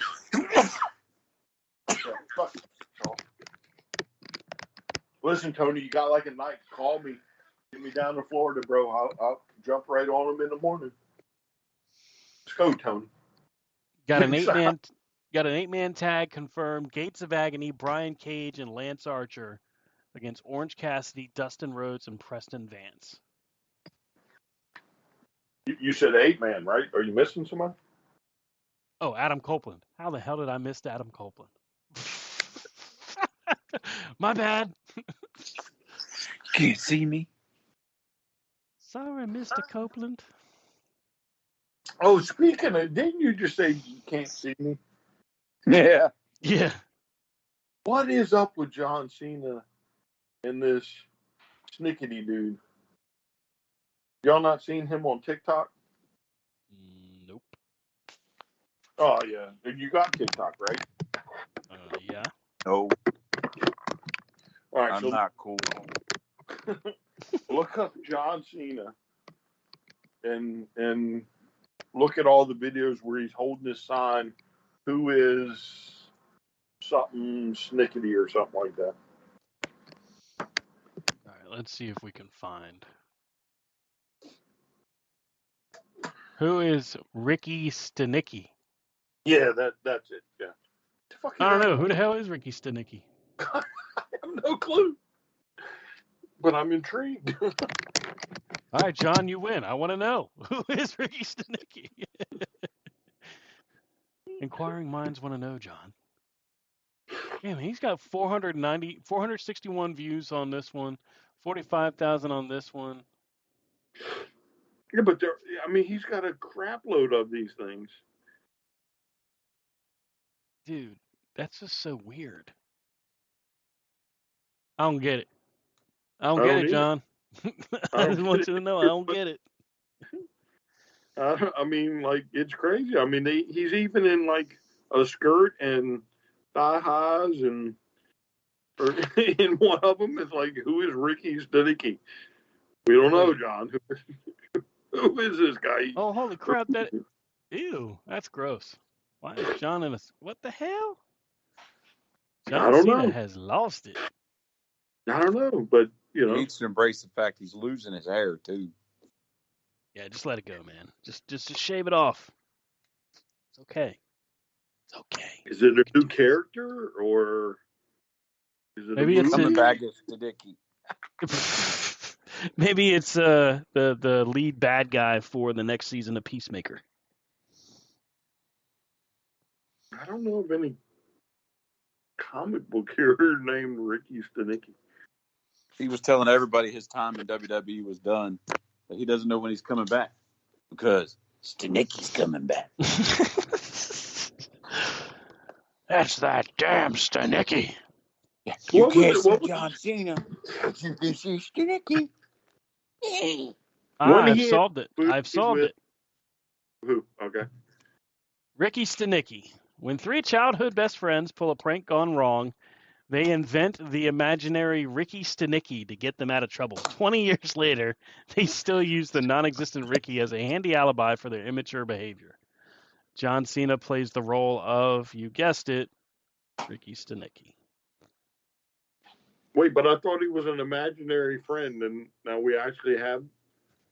Well, it kind of fits. If it's an imaginary friend, we can't see him. We can't see him. Took it. Yep.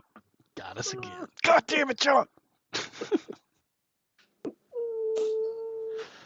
So weird. John Cena hurt me. Yeah, I'm glad we brought this up because now it's not. What a way to close us out. Who is Ricky Stanicky? That's I'm going to title the show that. Who is Ricky Stanicky? No, People will listen to the entire thing just to get to the end. Yeah, but hashtag Cena. I will do that. Yeah, like, you should have done. Who is Ricky Stanicky? Hashtag John Cena. Yeah, you should have done one of them pregnant pauses you like to do and be like, "Who is Stanicky?" Dun dun dun.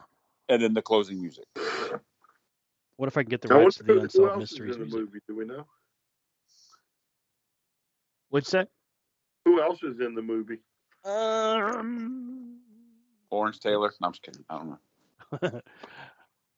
Wait, what? Okay, all right, hang on. Terry Boella. That'd be funny. Okay, here we go. The cast: Zac Efron, John Cena, Nathan Jones is in this one. That's funny. Anya Savage. I don't know how to pronounce it. William H. Macy, Jane Badler. Wow. And a whole bunch of other people I don't know.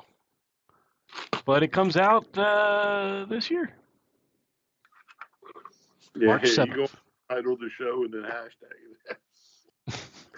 That way make them listen to the whole thing. Wait, they said that they titled the name. When did they talk about the movie? The last 5 minutes of the show, John. Thanks, John, for listening. We just want to tell you that big fans. But Rob's right. You know, hey, we all lose our hair, buddy. It's okay. It's all right. Listen, I'm a man that like Vince McMahon. You're gonna sit through 2 hours and 55 minutes of pure garbage to get to the honey spot. The meat and potatoes, the main event. Fuck them. Hey, pal. As you can imagine, that's going to do it for us for this week. Catch up with us at C2C Radio Show on Twitter, at Rob Hefner C2C for Rob, at Vlad Dragul C2C for Brian. That's VLADDRAGOOL C2C, and I'm at Stan Grubb C2C. Blah, blah, blah. C2CRadioshow.com and Spreaker.com/corner2corner. I'm aware of the live streaming issue through Spreaker, by the way. Thank you for sending me a heads up. I am working on a live platform, as apparently the Spreaker platform is no longer going to be offering live streams. So, worry not. We'll put an update on the website. We'll let everybody know. For now, we'll continue to deliver as we have. So have a great week. We will see you next time. And keep them bobbleheads springing. That's the way to do it right there. That is how you close the show. Have a great night, everybody.